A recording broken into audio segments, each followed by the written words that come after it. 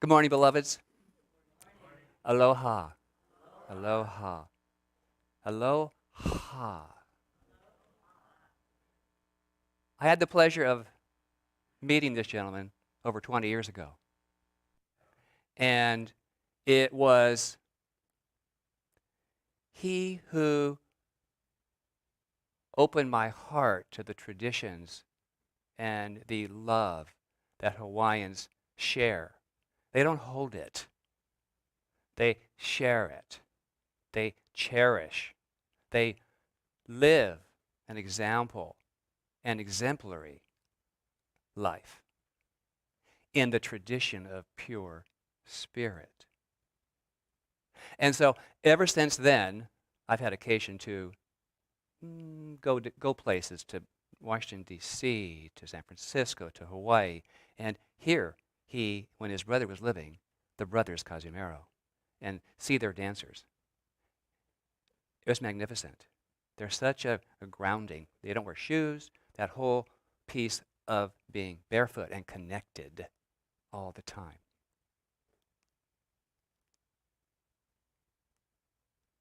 So this morning, it is in the spirit of aloha that I offer my love to you, that I present what I present to you. Do you know what aloha means? Anyone? It's actually two parts to one word. Alo, the alo is presence. And the ha is the breath. Aloha. Together, the word translates to the breath of life, or the presence of breath. So there's that sense of continuum, not holding. I just love to, and I didn't know that until I researched my lesson today. I mean, I kind of thought I knew, and I do somehow, but I didn't have words for it, and words work for me pretty well. So thank you for that. So let's join together. The first thing we do now is honor life. Being more present. Being more aware of this presence of spirit. And second, by taking a deep breath, breathing in aloha, the essence of very life itself. So let's do that. Take a breath in. And as you exhale, one more time.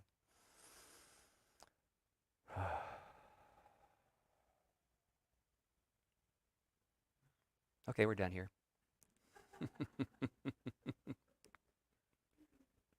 So let's practice the word aloha, shall we? Let's do some different pronunciations, because I find that repetition is good for stuff like this. A new language. Aloha. Aloha. Aloha. Which one's your favorite? It can be all. You can each choose a different one. It's okay with me. But I love aloha because it has such punch at the end. So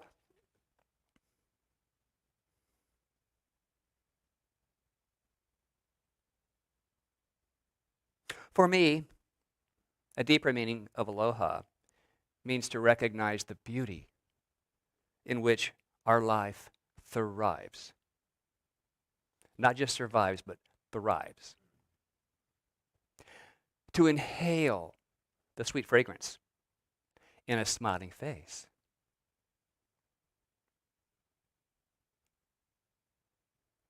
To see the dancing in another's sparkling eyes. Look at all you dancers. And to sense the heartbeat of another soul while in their presence. Do you get that? You get that here.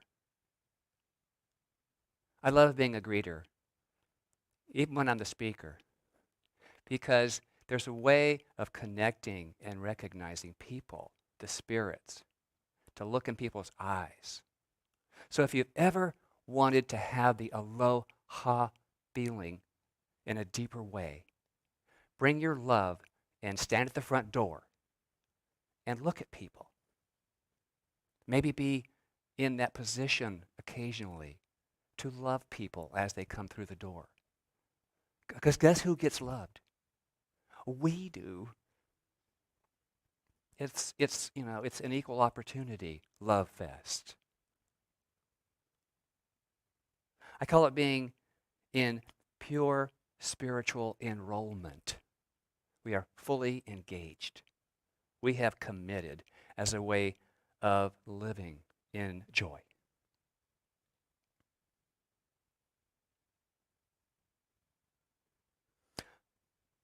Hawaiians use aloha. We in Science of Mind use something that's very similar, and it's namaste. The God in me recognizes the God in you. Aloha. There's only one, and it's called by many names, recognized more deeply by different cultures, according to the words that are used. Ernest Holmes, Science of Mind founder, understood this presence when he wrote in the textbook, and I quote, "There can be no real enjoyment of life until we see that things are animated by the Spirit. And as we see that things are thus animated, we are beholding the real universe. The essence of reality, spiritual reality, is invisible, but the substance of the invisible is seen and heard and is a part of the everyday life of all." Robert Casimiro demonstrated his reality and the substance. You saw his reality played out, and whatever that guy was doing, however he did that. Maybe I'll practice for next time. But to embody it and to practice it sometimes isn't an easiest thing to do. Trust me, I've been there. And in my lesson today, I'll explain my most recent experience. And I bless it now. So the essence of aloha is invisible, but its substance is seen in the people and the experiences. Beloveds, we are forever immersed in pure spirit, in this namaste spirit, in divine love, and in wholeness, whether we know it or not, whether we want to believe it or not. Even sometimes we don't see it before us. Something else is appearing, right? Yeah. Therefore, the sweetness of life, its good nature, is already here. And we hear that, but like, so where is it? I don't taste my sweetness. What's going on here? But it is. We focus on that part of life. Focused on the sweet, not the sour.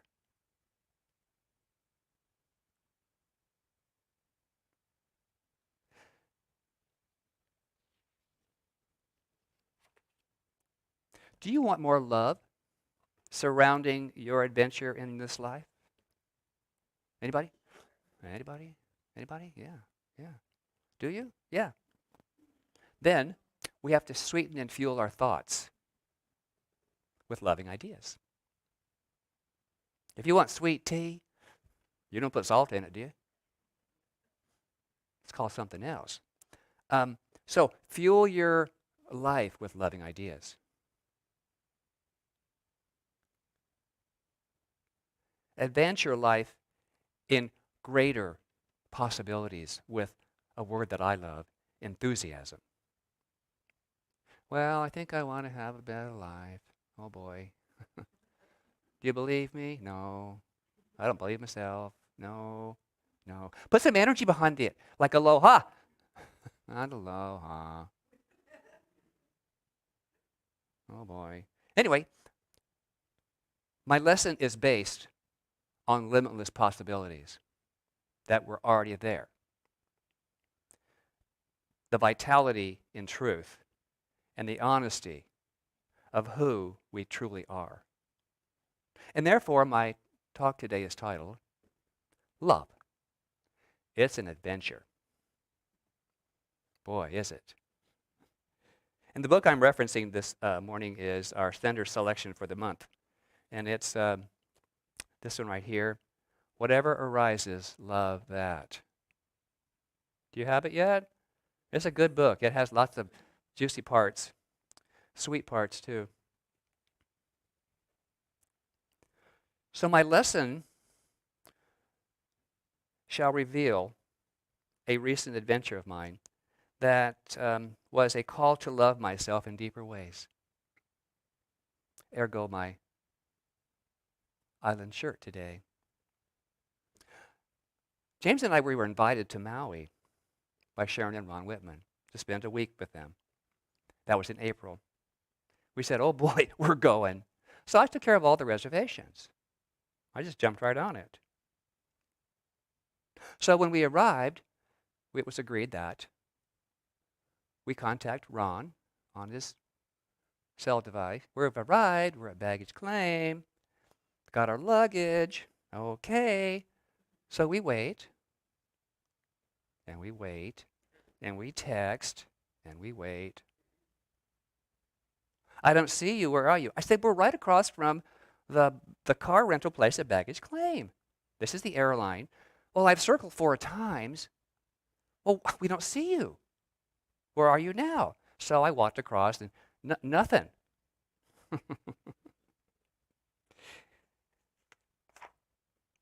After 30 minutes, I asked baggage claim, where am I?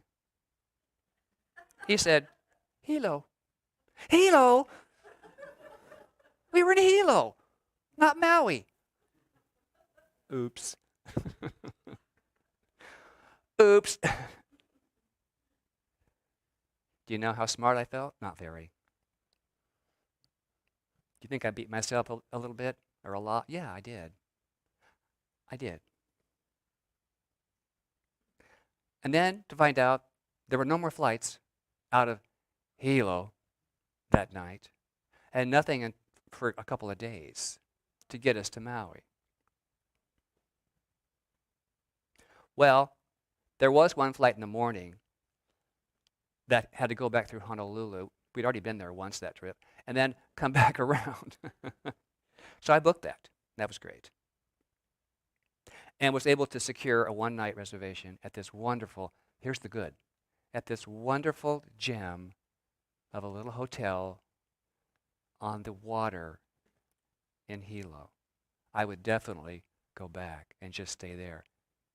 It was a little tiny, wonderful place, great people, some good food next door, and fine linens. I like linens.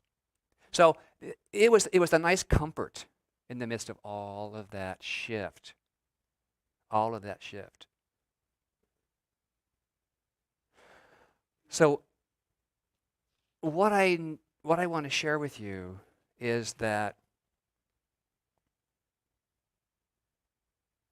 I had to stuff my feelings and focus on getting the job done.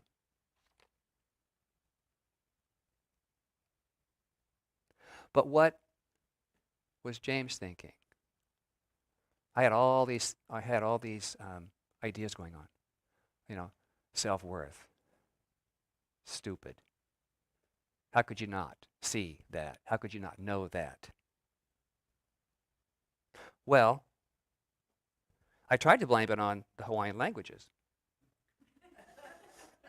With all the vowels and the huis and the pupuis, you know, and the ka'anapalis, I thought, oh, that's where we're going. Click, you know. So the call was to pay more attention. The call is maybe to have more clarity, to slow down.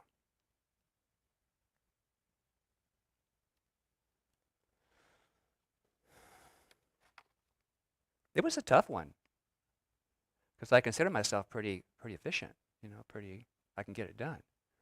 Well, I did get it done. It was just to the wrong place. See, so it happens.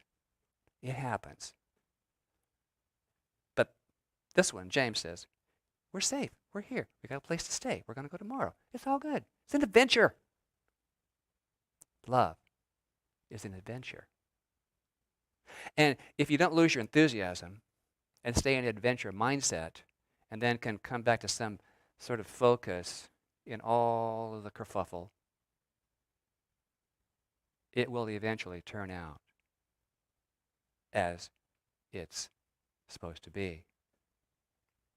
So by the time we landed in Maui and texted Ron again, he said, "Are you sure you're in Maui?" And it was the laughter. It was part of the healing. And they said, "We knew you were going to get here. You just weren't supposed to be here yet." How's that for metaphysicians? You had other things to do. You had other places to love and to love up those there. And it was true. It was true. And I felt loved again. And thank you, James, for being a loving soul and not smacking me around. It's that peaceful knowing, it's that look in the eye that says, it's all okay. We're safe. It's good. I'm so blessed to have that in my life, to have you in my life. Thank you.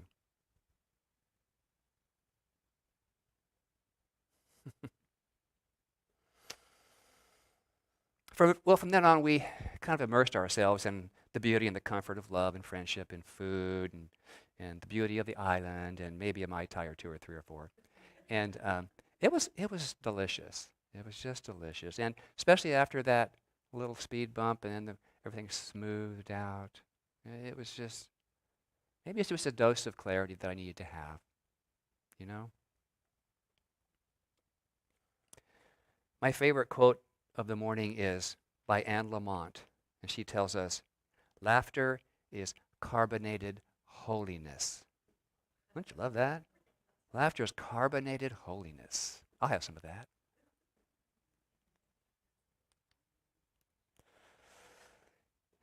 So, as I said, I found myself surrounded by a loving environment of knowing souls, James and Ron and Sharon, and we laughed and laughed and laughed, and we brought it up often. Of course we did. It has to heal itself. And if you can laugh through it, it really helped me. I was given permission to become past tense. We have to give our kerfuffles and our senses of not enough, work through them, and then move them to past tense, no longer present. And don't give it any more energy.